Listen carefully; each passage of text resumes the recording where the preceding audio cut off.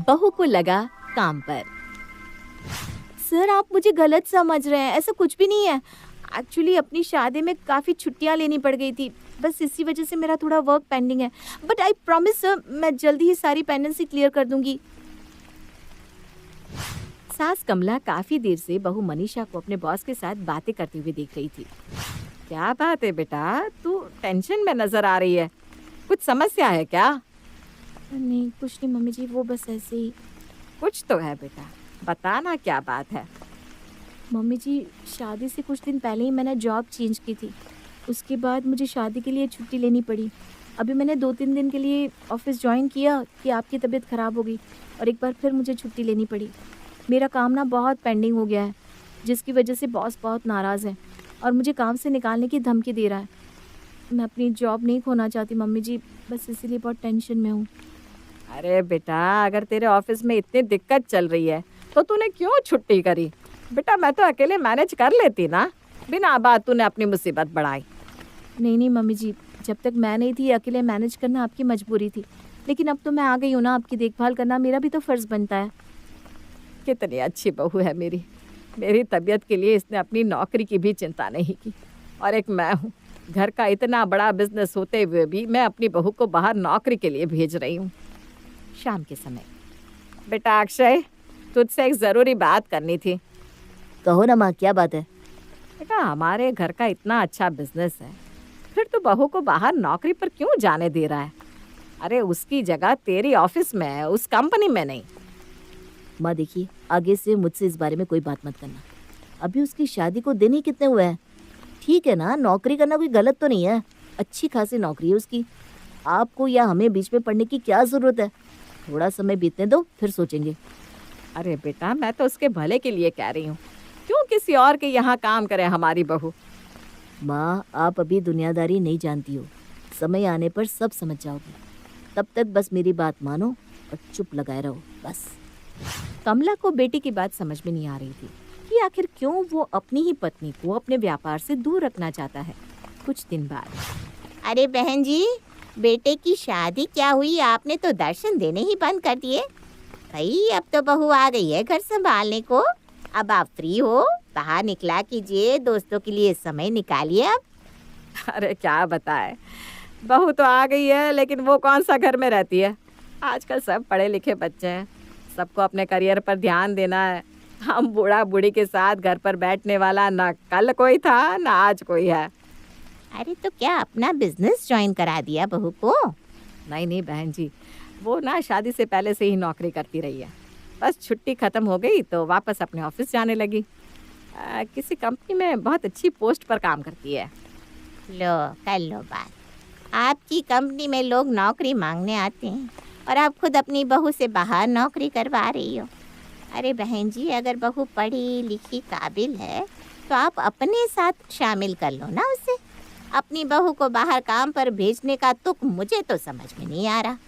आपकी फैक्ट्री में जॉब की कमी है क्या? अरे बहू तो मालकिन हुई ना फैक्ट्री की, उसे किसी और जगह जाकर किसी का हुक्म बजाने की ज़रूरत क्या है? अब सहेली की बातों का कमला के पास तो कोई जवाब नहीं था, लेकिन उसने इतना ज़रूर सोच लिया था कि अब वो अक्षय की एक भी नहीं सुनेगी और बहू को भी फैमिली बिजनेस का हिस्सा बना कर रहेगी। शाम के समय, देखिए ना जी, आप ही अपने लाडले को कुछ समझाइए, ये तो मेरी सुनता ही नहीं है। हाँ भाई, मानते हैं कि तुम्हारी तरह MBA BBA तक नहीं पढ़े हम, लेकिन इतना तो ज़रूर समझते हैं कि घर में इतनी बड़ी फैक्ट्री के होते हुए बहू का नौकरी करना कोई अच्छी बात नहीं। अरे हर कोई सवाल पूछता है मुझसे, आप ही बताइए क्या जवाब दूं? कल वो मिसेस गुप्ता कहने लगी हम नैरो माइंडेड लोग हैं जो बहुओं को घर के फाइनेंस का हिस्सा बनाना नहीं चाहते, बस इसीलिए बहू को दूर रखे हुए हैं। बात तो तुम्हारी सही है भाग्यवान, बहू होनहार है, उसे बेटे के साथ फैक्ट्री भेज देते हैं, लोगों का मुंह भी बंद हो जाएगा और हमारी बहू को किसी और की जी हजूरी भी नहीं करनी पड़ेगी। पापा मुझे आपकी बहू से कोई दुश्मनी नहीं है, मैं बस इतना चाहता हूँ कि अभी थोड़ा समय मैं उसे और हमारे रिश्ते को समझने में दूँ, उसके बाद तो सब कुछ उसका है ही। आप लोग समझ नहीं रहे हैं, एक तो हमारी अरेंज मैरिज हुई है, हम एक दूसरे को अभी जानते ही कितना है। और पापा ये पैसा अच्छे अच्छे लोगों का ईमान हिला देता है, सच बताऊं तो इसीलिए मैंने शादी के समय भी मनीषा के पापा को नहीं बताया था कि हमारा इतना बड़ा बिजनेस है। मैं नहीं चाहता था कि कोई हमसे रिश्ता बस हमारे पैसों के लिए जोड़े। बस बेटा, हो गया रिश्ता। अब मनीषा कोई अजनबी नहीं, हमारे घर की बहू है। तेरी माँ की बात एकदम सही है। हमें समाज में उठना बैठना होता है। 4 लोग सवाल करने लगे। अब बस बहुत बोल लिया तूने, अब वही होगा जो मैं कह रहा हूँ। कल से बहू तेरे साथ ऑफिस जाएगी और अपनी फैक्ट्री का काम समझेगी। उसे अपने साथ ले जाओ और काम की बारीकियां सिखाओ बस। अरे पापा मेरी बात मानिए, ये फैसला गलत है। अक्षय अपनी बात समझाने की बहुत कोशिश करता है, लेकिन श्याम और उसकी पत्नी कमला उसकी कोई बात सुनना ही नहीं चाहते थे। बहू, कल से तुझे अपने बॉस की बातें सुनने की कोई जरूरत नहीं है। इस्तीफा लिखकर उसके मुंह पर मार कर आना अच्छे से। मम्मी जी आप ऐसी बातें क्यों कर रही हैं? देखिए सालों तक पढ़ाई करने के बाद मुझे नौकरी मिली है। प्लीज़ ये नौकरी छोड़ने के लिए मुझे मत कहिएगा। अरे बेटा, नौकरी छोड़ने के लिए नहीं कह रहे, बल्कि हम तो तुझे परमानेंट नौकरी दे रहे हैं। मैं समझी नहीं मम्मी जी। बेटा, कल से तुम अक्षय के साथ ऑफिस जाओगी और अपनी फैक्ट्री का काम सीखोगी। अरे जब अपने घर में इतना काम है तो किसी और की नौकरी करने की तुम्हें क्या जरूरत है भला? मम्मी जी अगर मैं नौकरी छोड़ दूंगी तो पूरी तरह से अक्षय के ऊपर डिपेंड हो जाऊंगी। मुझे कुछ ठीक नहीं लग रहा। अरे तू क्यों चिंता कर रही है? अच्छा ये बता, तुझे कितनी सैलरी मिलती है? मुझे 50,000 रुपया महीने मिलता है मम्मी जी। अच्छा ठीक है, तेरी सैलरी आज से 60,000 रुपये महीना। अब तो खुश है ना? वाह मम्मी जी, आप सच कह रही हैं? ठीक है, मैं कल से ही ऑफिस जाना शुरू कर देती हूँ। शुरू में कुछ दिन तो मनीषा ऑफिस में जाकर शांति से काम देखती रहती है, लेकिन फिर उसे महसूस होता है कि उसके पति की फैक्ट्री और ऑफिस उसकी उम्मीद से बहुत बड़ा है। अक्षय मैं तो कुछ काम कर ही नहीं रही हूँ, बस आकर इस ऊंची सी कुर्सी पर बैठ जाती हूँ। ऐसे तो मज़ा ही नहीं आ रहा है। आज से मैं कंपनी के अकाउंट्स देखूंगी। देखो मनीषा, हर डिपार्टमेंट का काम संभालने के लिए मेरे पास एफिशिएंट स्टाफ है। तुम बस यहाँ एसी कमरे में बैठो और मज़े करो। अक्षय, मैं एक पढ़ी लिखी लड़की हूँ। ऐसे ऑफिस में खाली बैठकर कॉफ़ी पीने के लिए मैंने इतने साल आंखों में तेल डालकर पढ़ाई नहीं की। मैंने कह दिया ना, आज से अकाउंट डिपार्टमेंट की हेड मैं हूँ। तुम ऑफिस में अनाउंस करा दो, पूरा अकाउंट डिपार्टमेंट मुझे रिपोर्ट करेगा। अब मनीषा की जिद के कारण अक्षय को मन मारकर अकाउंट डिपार्टमेंट पत्नी के हाथों में सौंपना पड़ा। कुछ ही दिनों में पूरी फैक्ट्री का नफा नुकसान का बही खाता मनीषा के सामने आ गया था। अरे देवा, यहाँ ये मनीष महीने का 20 लाख रुपया कमा रहा है और मुझे 60,000 की सैलरी पर यहाँ अपॉइंट करके एम्प्लॉय बना रखा है। अरे भाई, पति पत्नी तो 50-50 के हिस्सेदार होते हैं। इस नाते मुझे कम से कम 10 लाख रुपए महीने मिलना चाहिए। जब से अकाउंट डिपार्टमेंट की कमान उसके हाथ आई थी, मनीषा खुद को कंपनी की मालकिन समझने लगी थी। धीरे धीरे उसका दखल ऑफिस के लगभग हर मैटर में बढ़ता ही जा रहा था। एक दिन, मैडम एक कैंडिडेट आए हैं इंटरव्यू के लिए, कह रहे हैं आपसे मिलना है। अरे जल्दी भेजो उसे। हेलो मैम, मैं नीता। चुप कर मैम की बच्ची। देख, ये है मेरा ऑफिस और आज से तू है मेरी पर्सनल सेक्रेटरी। ये लीजिए मेरा रिज्यूमे। अरे रेज्यूमे की कोई ज़रूरत नहीं है, कल से ही ज्वाइन कर लो।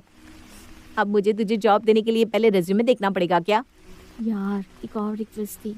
मेरा छोटा भाई है ना, उसके पास कोई काम नहीं है। कई जगह ट्राई किया लेकिन उसे काम ही नहीं मिल रहा। कोई छोटी मोटी जॉब उसके लिए हो तो बता दो ना। अरे यार, इतनी बड़ी कंपनी है हमारी और तू नौकरी के लिए परेशान हो रही है।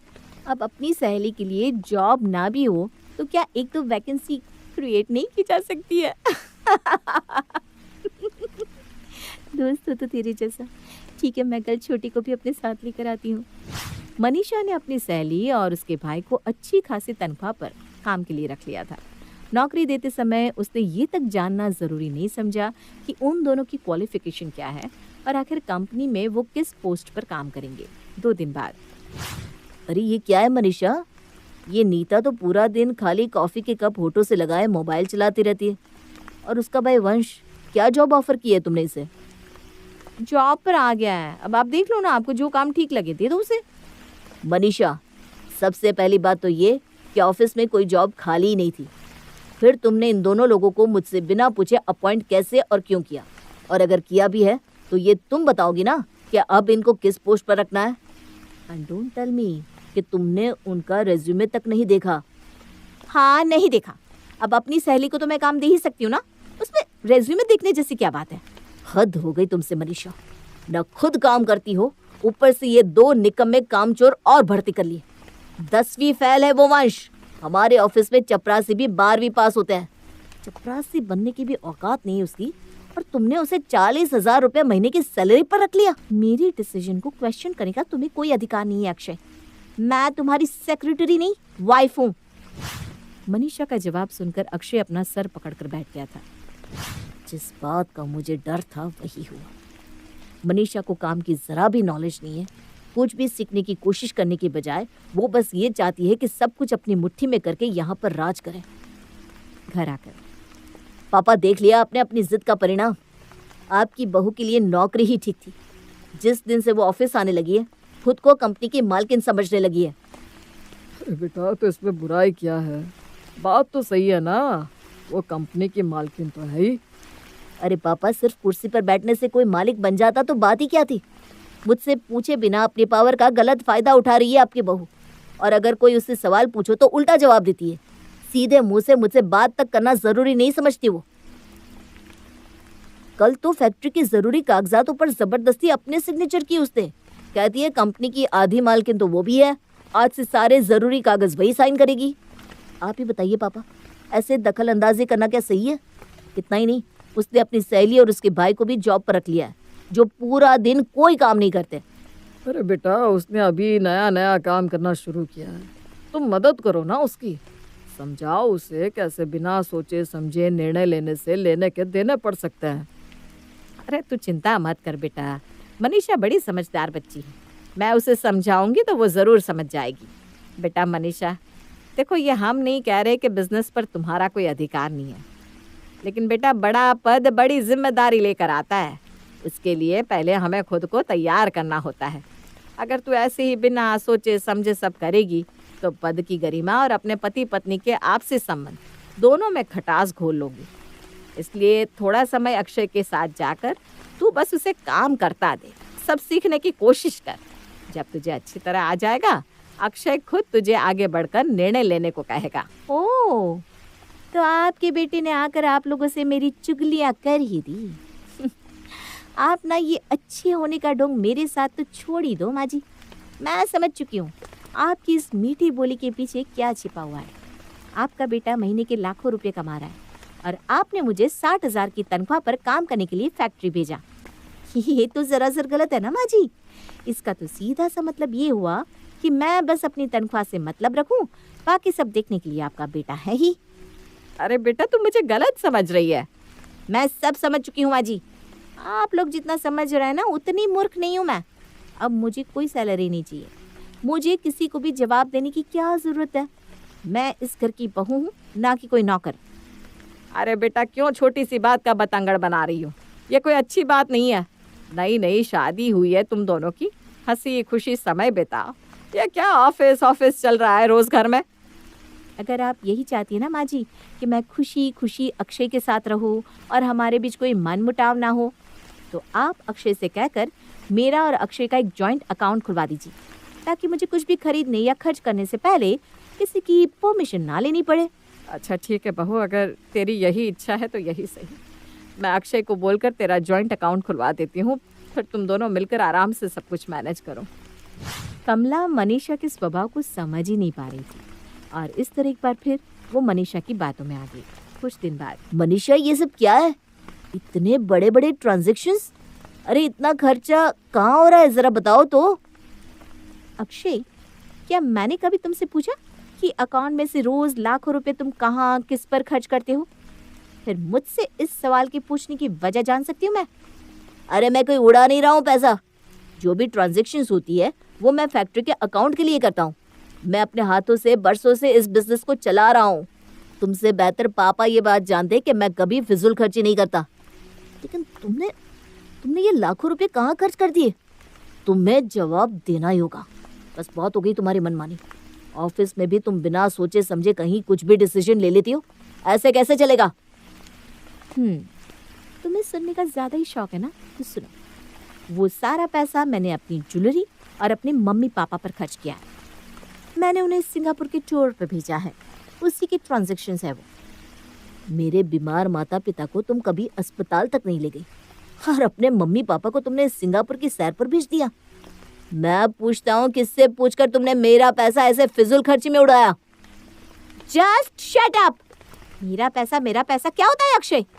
मुझसे शादी की है तुमने। तुम्हारी सारी प्रॉपर्टी, बैंक बैलेंस, बिजनेस की मैं भी 50% की पार्टनर हूँ। ये कैसी शादी है मनीषा, जिसमें तुम बस दोनों हाथों से अपनी जेबें भर रही हो? तुम ही बताओ, इतने महीनों में तुमने फैक्ट्री के लिए ऐसा क्या किया कि तुम्हें उसकी आधी मालकिन बना दिया जाए? अच्छा, तो तुम ये बताओ, इतने महीनों की शादी में तुमने मेरे लिए ऐसा क्या किया जो मैं तुम्हारे साथ इस शादी में बंधी रहूं? मैं जीवन भर तुम्हारे जैसे इंसान के साथ नहीं रह सकती। मुझे तलाक चाहिए। बहुत हो गया, मेरी फैक्ट्री, मेरा बिजनेस करते रहते हो ना तुम। अब देखो, ना तुम्हें पत्नी मिलेगी और ना ये बिजनेस। मेरी फैक्ट्री चाहिए तुम्हें? अरे जाओ जाओ, जो बिजनेस मेरी सालों की मेहनत का परिणाम है, एक फूटी कौड़ी नहीं मिलेगी तुम्हें। आपसी तू मैं से शुरू हुआ अक्षय और मनीषा का विवाद धीरे धीरे इतना ज़्यादा बढ़ गया कि बात सचमुच तलाक तक पहुंच गई थी। इसके बाद मनीषा ने कोर्ट में तलाक की अर्जी दे दी और 50% शेयर की डिमांड कर दी। कई सालों तक चले लंबे कोर्ट केस के बाद आखिर में अक्षय को तलाक के बदले फैक्ट्री का 40% शेयर उसे देना ही पड़ा। हमें माफ़ कर दे बेटा, हम शायद मनीषा को समझ ही नहीं पाए। हमारी जल्दबाजी के कारण ना सिर्फ तेरी शादी टूटी, बल्कि तेरे खून पसीने की मेहनत से खड़ी की हुई फैक्ट्री का भी 40% हिस्सा उस लालची लड़की को देना पड़ा। माँ, आजकल तो ये बहुत आम हो गया है। अब शादी 7 जन्मों का बंधन नहीं रहा, हर 5वीं शादी टूटने की कगार पर है। इसलिए शादी के बाद पति पत्नी को एक दूसरे को सब कुछ सौंप देने की जल्दबाजी नहीं करनी चाहिए, बल्कि पहले एक दूसरे को समझने के लिए थोड़ा समय